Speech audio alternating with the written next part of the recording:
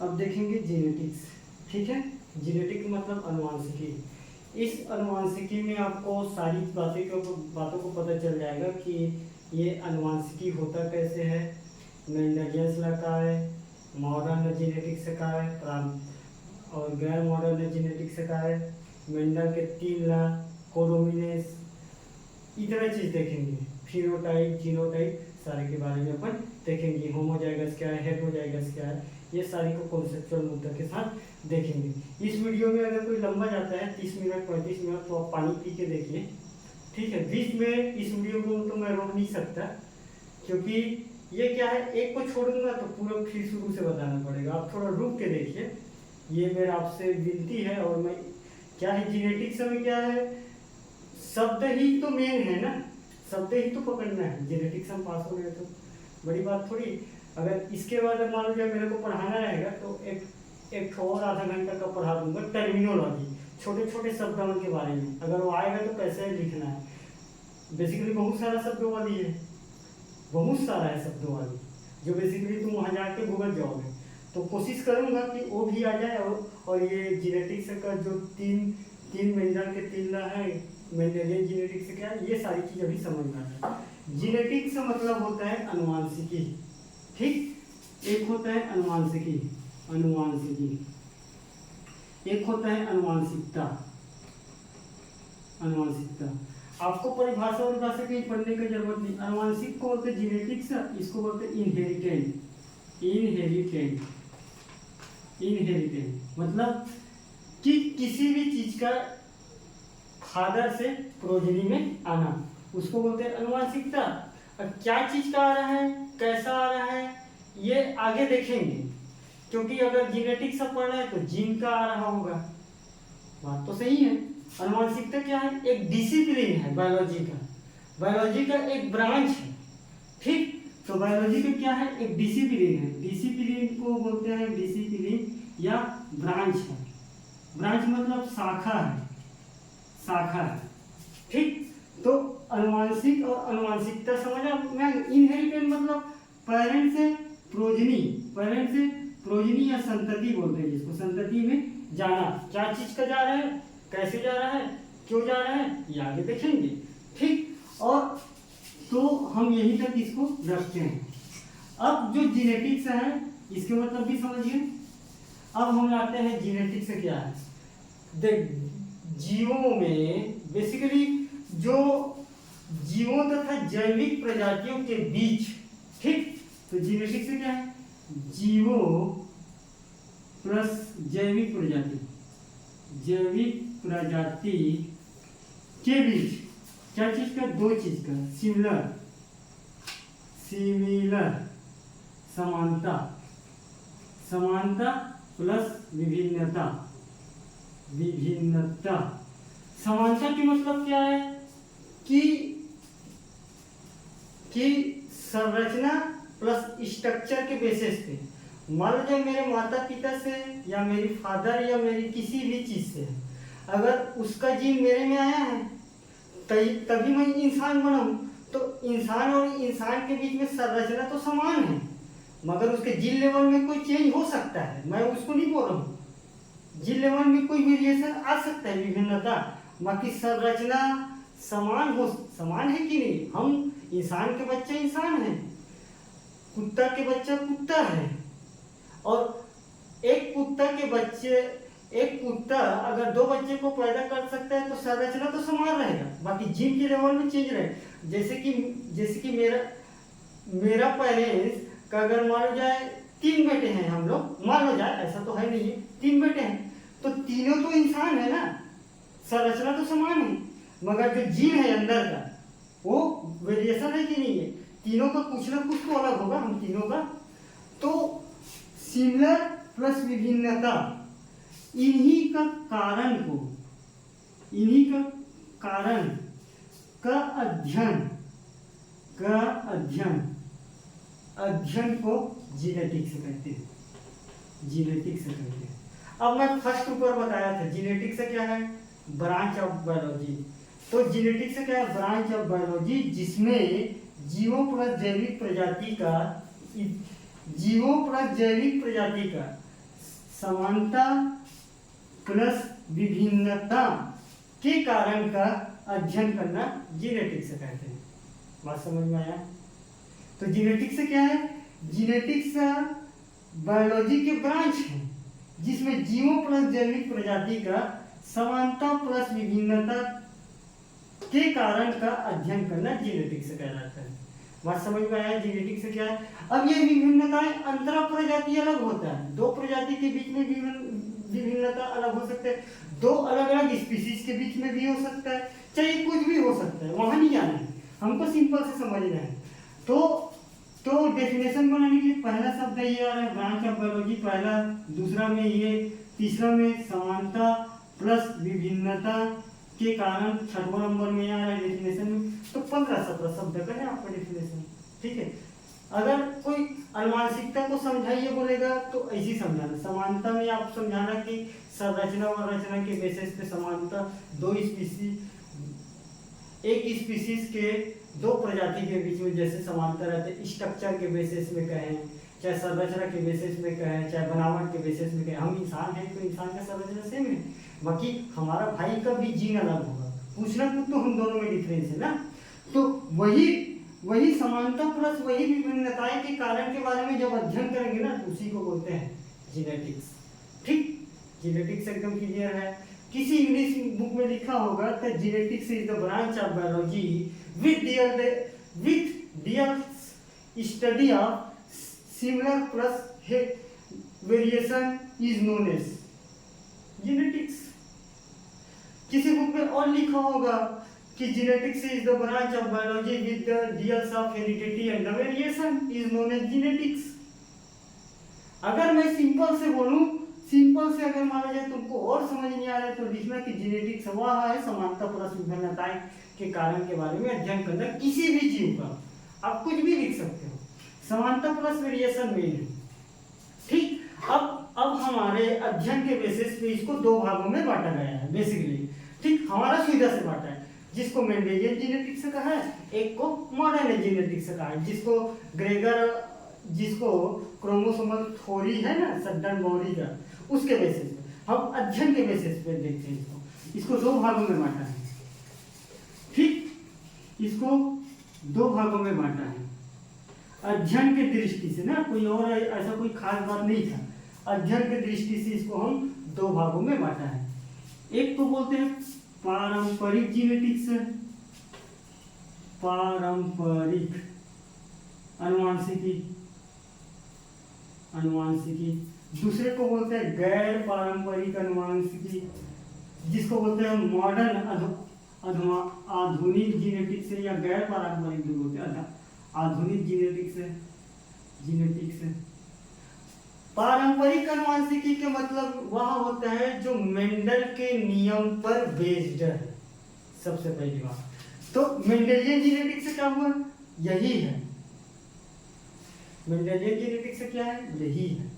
पारंपरिक क्या है, मेंडेलियन मेंडल के नियम पर आधारित है, उसको बोलेंगे पारंपरिक अनुवांशिकी, जिसी को बोलते हैं मेंडेलियंस जीनेटिक्स बोलते हैं इसी को। ठीक है, तो मेंडल के नियम पर आधारित है, नियम पर आधारित है, उसको बोलते हैं पारंपरिक अनुवांशिकी या मेंडेलियंस लॉ। ठीक है, यहाँ तक समझ गए। आधुनिक अनुवांशिकी मैं पूरा नहीं लिख रहा हूँ ना। आधुनिक अनुवांशिकी क्या है, जो सडन प्लस बावरी क्रोमोसोमल थ्योरी के बेस पर है, उसी को बोलते हैं आधुनिक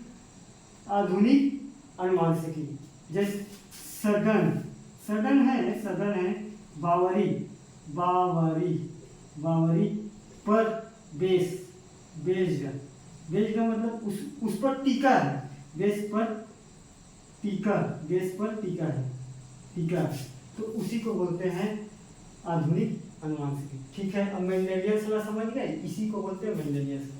ठीक, तो मेंडेलियन साहब ने कहा था जो समानता और वेरिएशन का जो बीच है वो कहीं ना कहीं एक जीन रिस्पॉन्सिबल है। ठीक है, बट जब मेंडेलियन लॉ जिस समय दिया था उस समय जीनों का विकास नहीं हुआ था। ठीक है, समानता प्लस कारण, समानता प्लस वेरिएशन का जब अगर हम अध्ययन करने जाएंगे, ठीक, मेंडेलियंस के नियम को देख के, तो मेंडेलियंस का लॉ का सिंपल सा कहना था कि समानता प्लस जो वेरिएशन आज के डेट में आप अगर देखते हो, तो वह समानता प्लस वेरिएशन बेसिकली कोई ना कोई चीज रिस्पॉन्सिबल है। अब वो कौन सा चीज है ये मेंडल ने भी बताया था कि किसके वजह से आ रहा है, कि जीन की वजह से आ रहा है कि क्रोमोसोम की वजह से आ रहा है, इसको नहीं बताया था। तो मेंडेलियन नियम क्या है कि मैं इसको लिख के भेज दूंगा, अब सुनो बस, ठीक है, मैं लिख के भेज दूंगा कुछ चीज को, टेंशन मत लो। तो मेंडेल, आप वीडियो सुनोगे तभी मैं लिख के भेजूंगा, उसको समझोगे, अन्यथा नहीं समझोगे। मैं बहुत शॉर्ट फॉर्म में लिखूंगा, आप उसको रखना, उसके बाद लिख लेना, ठीक। तो पारंपरिक अनुवांशिकी क्या है, मेंडल के नियम पर आधारित है। जो बेसिकली मेंडल का कहना ये था कि जो विभिन्नताएं प्लस जो समानता है, ठीक, विभिन्नता प्लस समानता है, यह कहीं ना कहीं किसी के वजह से हो रहा था। ये बोला था, क्या बोला था, किसी के वजह से। और उसके लिए आज के डेट में क्या है, जीन रिस्पॉन्सिबल है, समानता और विभिन्नता के लिए जीन रिस्पॉन्सिबल है कि नहीं, वही जीन तो है हमारे अंदर समान ला रहा है, कुछ चीज का समानता है, कुछ चीज का विभिन्नता है, वही जीन तो है ना आज के डेट में। हम तो मेंडल से किला को, तो मेंडल ने उस समय जीन को बोला था फैक्टर, ठीक है, एक ऐसा फैक्टर या एक ऐसा कारक है जो समानता प्लस विभिन्नता को किसी भी ऑर्गेनो में ला रहे हैं, ठीक, तो उसको बोला था फैक्टर। और सर्डन एवं बुअरी के बेस पर क्या है, एक क्रोमोसोमल थ्योरी है। इस क्रोमोसोमल थ्योरी में वही क्रोमोसोम में हमारा जीन और डीएनए उपस्थित है। अब जब जीन और डीएनए अगर उपस्थित है, जीन और डीएनए अगर मान लो उपस्थित है, तो वही जीन डीएनए के थ्रू कोई भी कैरेक्टर का पास होगा। तो यहाँ जीन को बेस माना था और उसका आधार क्रोमोसोम था कि भाई क्रोमोसोम पर ही पा रहे हैं ना जीन को, जी जिसमें डीएनए भी है। तो उसका आज के डेट में जो समानता प्लस विभिन्नताएं आ रहे हैं, उसका कारण जीन है। जीन तो है उसका कारण, और जीन तो है मगर उसका आधार क्रोमोसोम है, बोला था ये आधुनिक जीनेटिक्स में। अब क्रोमोसोमल का थ्योरी मैं नहीं पढ़ाऊंगा, सिर्फ आप इतना समझे कि जो समानता प्लस विभिन्नताएं आ रहे हैं आज के डेट में, वह जीन की वजह से है, जीन की वजह से है कि नहीं है। और इस जीन का आधार कहाँ है, इस जीन का आधार है गुणसूत्र में, गुणसूत्र, ये बोला था मॉडर्न जेनेटिक्स। ये क्या जीन को क्या बोला था, फैक्टर बोला था। आप कहीं भी जगह जीन इस्तेमाल मत करना, मेंडल से कि अगर कोई पारंपरिक जेनेटिक्स अगर मान जाए पढ़ोगे तो हर जगह तुमको फैक्टर मिलेगा। यही गलती करते हैं, जीन को फैक्टर को जीन लिख के आते हैं, इसी कारण नंबर नहीं आते, ठीक है, बात पकड़ो, ठीक, मेरे कहने का मतलब ये है। अब एक देते हैं फिनोटाइप, जीनोटाइप, होमोजाइगस, विषमजीवी, हाइब्रिडाइजेशन, उसके बाद 3 मेंडल के लॉ देखेंगे, कोडोमिनेंस, बात समाप्त करेंगे। जेनेटिक्स में ज़्यादा देखने की वाली बात नहीं है, ठीक, मैं इसको भेज दूंगा लिख के, आप बेफिक्र रहें। और वीडियो सुनोगे तो उसको सामने रख लेना। आपसे पूछ सकता है कि जेनेटिक्स से क्या है, मेंडल जेनेटिक्स को समझाइए, ये बता दे रहे हैं। आधुनिक जेनेटिक्स से क्या है, एक नंबर में पूछ सकते हैं, समझाइए, ये आ सकता है, ठीक। एक आता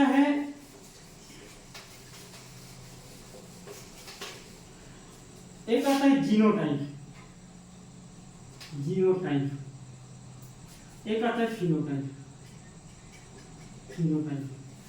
जीनोटाइप के मतलब क्या है, जो हमारे जीन के संरचना के लेवल पर, मान लो अगर किसी भी चीज है तो वह संरचना के लेवल पर है कि हमारे बॉडी के अंतर्गत कौन से प्रकार का जीन है, तो उसको बोलते हैं जीनोटाइप, जो बेसिकली अंदर है।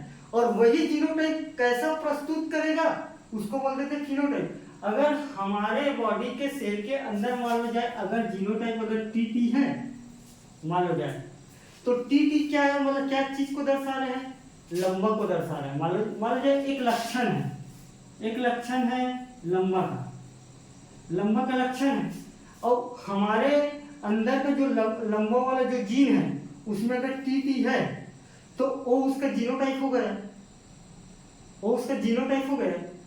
और लंबा तो जीनोटाइप हो गया, टीटी से हम पता कर पाए हैं कि हमारा जीन लंबा है, लंबा वाला के लिए रिस्पॉन्सिबल है। अब जो प्रस्तुत होगा, मान लो जाए यहाँ लंबा प्रस्तुत हमको फिजिकली रूप से दिखेगा, जिसको हम देख के बता सकते हैं कि ये लंबा है, तो उसको बोलेंगे लंबा दिखाई देगा। लंबा क्या है, किसी भी ऑर्गेनिज्म में जीन के स्तर पर जो संरचनाएं पाई जाती है उसको बोलते हैं जीनोटाइप। जीन लेवल पर जो संरचनाएं पाई जाएंगी, आप बाकी बुक में कुछ भी पढ़े हो, क्या पढ़े हो, नंबर उसी कारण कम मिलता है। ठीक, एक्चुअल में जो जीनोटाइप क्या है पता है, जो जीन के लेवल पर जो भी प्रकार का संरचनाएं पाई जा रही है उसको बोलते हैं जीनोटाइप किसी भी ऑर्गेनिज्म में। तो क्या है, किसी भी ऑर्गेनिज्म मतलब जीवों में, ठीक, या युग्मक में जीनों के लेवल पर, जीनों की संरचना लेवल पर जो स्थिति पाई जाएगा, चाहे बड़ा बड़ा टी पाया जाए चाहे छोटा छोटा टी पाया जाए, उसको बोलते हैं जीनोटाइप। तो जीनोटाइप का है संरचना के लेवल पर और स्थिति उसको बोलते हैं जीनोटाइप। फिनोटाइप क्या है, बेसिकली जो हम बाहर से देख रहे हैं। जीनोटाइप संरचना के स्तर पर तो टीटी देख लिए, तो टीटी को अगर हम बड़ा लंबा कैरेक्टर वाला अगर मान लो जाए लक्षण मान रहे हैं, तो कौन सा शो करेगा, लंबा, तो हमको लंबा दिखेगा तो फिनोटाइप हो जाएगा। जीन के लेवल पर दिखेगा तो जीनोटाइप हो जाएगा, फिजिकली रूप से दिखेगा तो क्या है, जीनोटाइप हो जाएगा।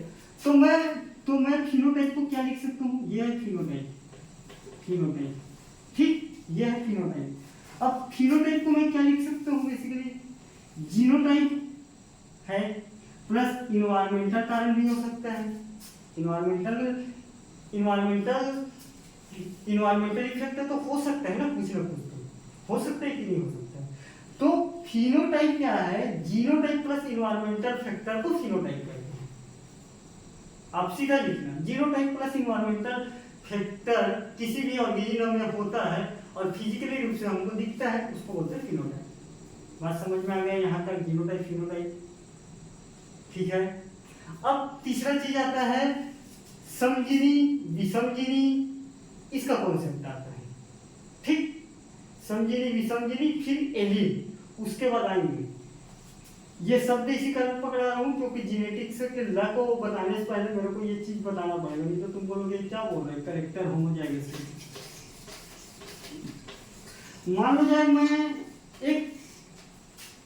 एक चीज लेके चलता हूँ, ये है क्रोमोसोम, ये है सेंट्रोमियर, ठीक, ऐसी तो रहता है क्रोमोसोम, ऐसी ही रहता है, तुम पुस्तक में वाला देखते हो उसको तुम जानो, ठीक।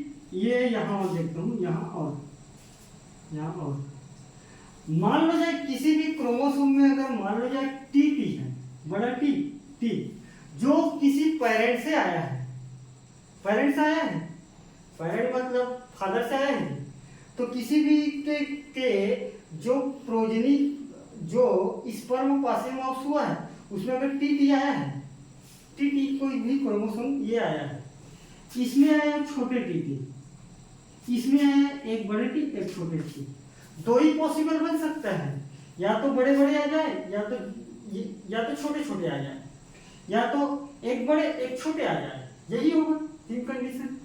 तो किसी भी क्रोमोसोम के में जीनों की अवस्थिति सेम, क्या बोलूं, जीनों की अवस्थिति नहीं, जीनों की संरचना सेम हो, संरचना सेम हो, उसको बोलते हैं समजीवी। ठीक है, जिसको बोलते हैं होमोजाइगस। ठीक है, तो किसी भी क्रोमोसोम में जीनों की संरचना सेम हो, उसको बोलते हैं समजीवी। ठीक है, या किसी भी ऑर्गेनिज्म के क्रोमोसोम में सेम टाइप जीन प्रेजेंट हो, उसको बोलते हैं समजीवी। ठीक, तो यहाँ एक शब्द में लिखो, समजीवी क्या है? किसी भी क्रोमोसोम में जीन की अवस्थिति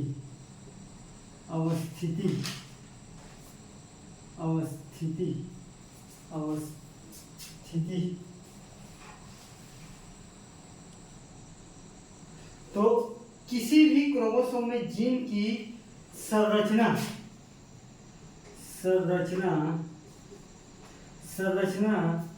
प्लस स्थिति समान प्रकट हो, उसे कहते हैं समजीवी। ठीक है, अब यहाँ टीटी समान है, यहाँ भी टीटी समान है, तो इसमें भी तो सेम लागू होगा है। किसी भी क्रोमोसोम में जीनों की संरचना प्लस उसका स्थिति मतलब प्रकट क्या हो रहा है? टीटी हो रहा है। अब बाहर से अगर हम इसको देखेंगे तो बड़ा ही दिखेगा, इसको देखेंगे तो छोटा ही दिखेगा कि नहीं दिखेगा? तो किसी भी क्रोमोसोम में और स्थिति संरचना प्लस और स्थिति समान हो, तो इसी को तो बोलते हैं होमोजाइगस। तो ये दोनों होमोजाइगस हुआ ना, सेम है तो जी है, तो सेम हुआ, तो इसको बोलते हैं समजीवी। इसको बोल देंगे होमोजाइगस। ठीक है, ऐसे लिख क्या है? होमोजाइगस क्या है बोलेगा, तो आप इसको ऐसे ही बनाना, टीटी किसी भी क्रोमोसोम में जीनों की संरचना प्लस अवस्थिति अगर समान हो, तो उसको हिंदी में समजीवी लिखना, इंग्लिश में होमोजाइगस लिखना। ठीक है, हेटेरोजाइगस, किसी भी क्रोमोसोम में जीनों की अवस्थिति में परिवर्तन हो, समान ना हो, उसके संरचना अलग हो, तो उसको बोलेंगे हेटेरोजाइगस। तो इसको मैं लिख सकता क्या हूं? किसी भी क्रोमोसोम में जीनों की अवस्थिति, जीनों की संरचना समान ना हो, क्योंकि ये समान नहीं है ना, इसी कारण तो हेटेरो है। हेटेरो मतलब अलग अलग है, समान नहीं हो, उसको बोलते हैं, उसको विषमजीवी बोलते हैं।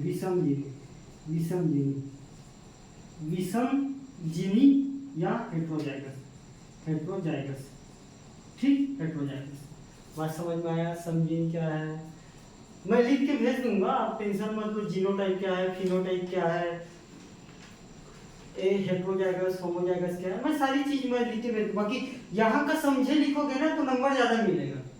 मेरा कहने का मतलब वही है कि यहाँ से समझ जाओगे तो वहाँ भाषा की जरूरत नहीं है। ये सब देख रहे हो, ऐसी बना के लिखना है वहाँ। ऐसा कोई जरूरी नहीं कि एकदम लाइन ही खींच के लिखे, कोई जरूरी नहीं है। कॉलेज मेरा 58 आता था, 60 में, तो तुम्हारा 59 आएगा जब मैं पढ़ा रही हूँ। ठीक है, तो ऐसे ही लिखना है। बात समझ में आया? एलिल तो हेटेरोजाइगस, होमोजाइगस समझ में आ गया। अब मैं मेंडल के लव में बोलूंगा हेटेरोजाइगस, होमोजाइगस, तो समझ जाओगे। ठीक है, एक है एलील।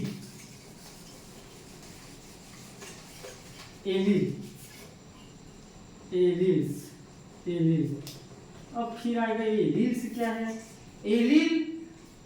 बेसिकली है क्या कि किसी भी कैरेक्टर के दो ट्रेड्स के अल्टरनेटिव फॉर्म को, वैकल्पिक प्रारूप को एलील कहते हैं। जैसे कि एक कैरेक्टर है हाइट संबंधी कोई जीन है, टी जीन।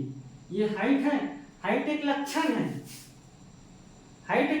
है। तो मेंडल बाबा ने हमको कहा था हाइट के लिए बड़ा टी ले लो, क्या दिक्कत है, बोला था। तो बड़ा टी लिए हैं। तो मेंडल बाबू का कहना था हाइट में दो हो सकता है, एक हो सकता है छोटा, एक हो सकता है बड़ा।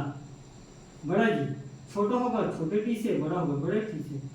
तो एक करेक्टर के दो अल्टरनेटिव फॉर्म है, मतलब एक जीन होगा हाइट से रिलेटेड और उस जीन के लिए दो अल्टरनेटिव फॉर्म होगा, वैकल्पिक प्रारूप होगा।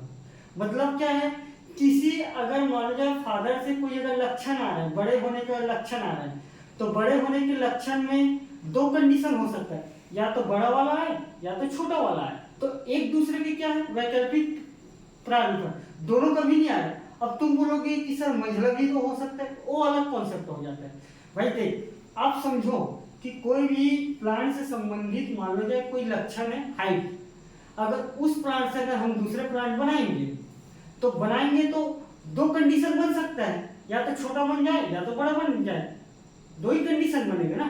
अब तुम मंझला मत बोलना कि ये सेम हाइट का सर बन सकते हैं, दो ही बनेगा, यहाँ मानना है कंडीशन है। अब फिर तुम कंडीशन लगाओगे तो मैं भी लगा दूंगा वो कंडीशन, ठीक। तो दो है, अब दो है तो क्या है, या तो ए वाला आ सकता है या तो ए वाला आ सकता है। तो सिंपल से एलिल को अगर डिफाइन करना है तो एलिल क्या है कि किसी भी लक्षण के दो वैकल्पिक प्रारूप को एलिल कहते हैं। या तो ए आ सकता है, ए है वैकल्पिक, या तो ये है वैकल्पिक। तो क्या है, किसी भी लक्षण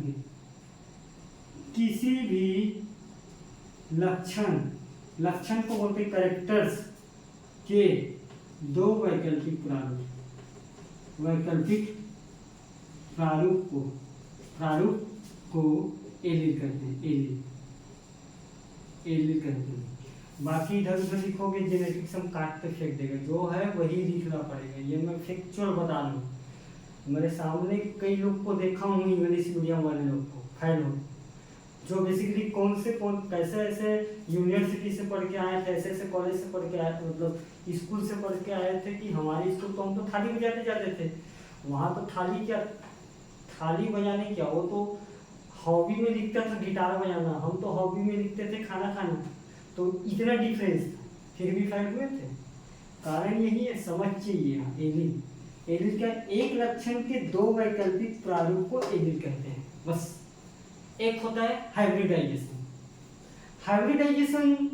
उसके बाद हम मेंडल सलाह देखेंगे, ठीक। हाइब्रिडाइजेशन को बोलते हैं संकरण। संकरण क्या है, दो अलग अलग लक्षण के बीच में क्रॉस कराया जाता है, तो उसको बोलते हैं संकरण, ठीक। तो दो डिफरेंस कैरेक्टर के बीच में या दो अलग अलग लक्षण के बीच में, ठीक, और दो अलग अलग लक्षण के बीच में अगर मान लो जाए क्रॉस कराया जाता है तो उसको बोलते हैं संकरण या हाइब्रिड, ठीक है। बात समझ में आ गया। तो संकरण क्या है, दो अलग अलग लक्षण के बीच क्रॉस कराया जाता है, क्रॉस। अब क्रॉस अगर कराया जाएगा, ये अधिकतर प्लांट से संबंधित ज्यादा है, ये हाइब्रिडाइजेशन। संकरण सबसे ज्यादा हो रहा है कि ये वाला धान में हाइट अच्छा है मगर प्रोडक्शन कम है, तो वहां से हाइट का जीन यहाँ ला लिए, बाकी प्रोडक्शन वाला दूसरा जीन डाल दीजिए, तो अलग अलग लक्षण हुए ना। तो क्या है, अंतरा प्रजाति के बीच में, अब मैं और टर्मिनोलॉजी में नहीं जाऊंगा, अंतरा प्रजाति, अंतर स्पीसीज प्रजाति, बस इतना ही समझो आप। हाइब्रिडाइजेशन क्या है आएगा तो क्या बताओगे, हाइब्रिडाइजेशन आए तो क्या बताओगे, दो अलग अलग लक्षण के बीच में क्रॉस, सिंपल से, ठीक है। यहाँ तक क्लियर है। अब इसके बाद अपन चलते हैं मेंडल सा केला।